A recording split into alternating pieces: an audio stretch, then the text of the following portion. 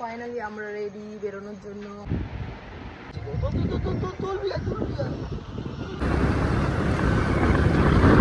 3:55 হয়ে গেছে, আজকে লেট হবে।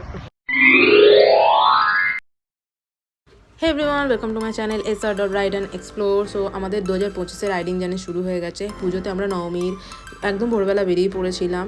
আমরা যাচ্ছি Kolkata to Darjeeling, 615 kilometre riding করে যাব। তো 2023 থেকে আমাদের এই রাইডিং জার্নি শুরু হয়েছে। আমাদের মোট 4টে রাইডিং জার্নি হয়ে গেছে। 3টে আমি আর মিস্টার গেছিলাম, একটা রাইডিং মিস্টার সোলো রাইডিং করেছিল। তো এইবারের রাইডিংটা আমাদের সাথে আছে আমার বোন আর তার ফিয়ন্সে। তো আমরা যাচ্ছি Kolkata to Darjeeling, 615 kilometre riding করে যাব। চলো তোমাদের সাথে পুরো জার্নিটা শেয়ার করবো, যতটা পারবো ডিটেলিং দেবো। আর আমার চ্যানেলটা সাবস্ক্রাইব করে নিও, অনেক অনেক সাপোর্ট করো, আশা করছি তোমাদেরও ভালো লাগবে। তো আমরা এখন বেরিয়ে পড়েছি। তো যেহেতু পুজোর সকাল ছিল, ভোর ছিল, নবমীর দিন, তবুও আবার তো একটু ক্রাউড রাস্তা তো থাকবেই।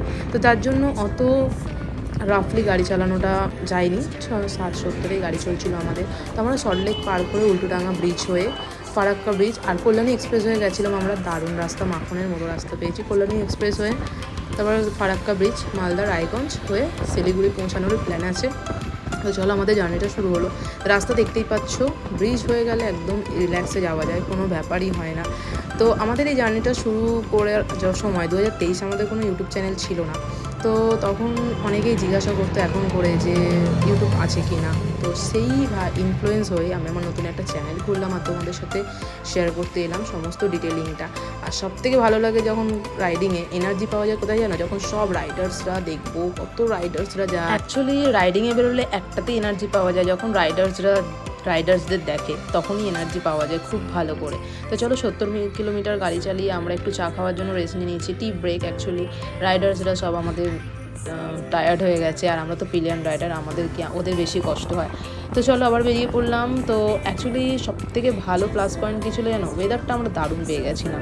শিলিগুড়িতে এত বৃষ্টি হচ্ছিলো, অ্যাকচুয়ালি আমার একটা বন্ধু থাকে শিলিগুড়িতে, ওই আমাদের ইনফর্ম করছিল যে এত পরিমাণ বৃষ্টি হচ্ছিলো যে আমাদের এদিকে সূর্যমামা দেখাই পায়নি। তাহলে ইজিলি আমরা খুব ভালোভাবে রাস্তাটা মেকআপ করতে পেরেছি।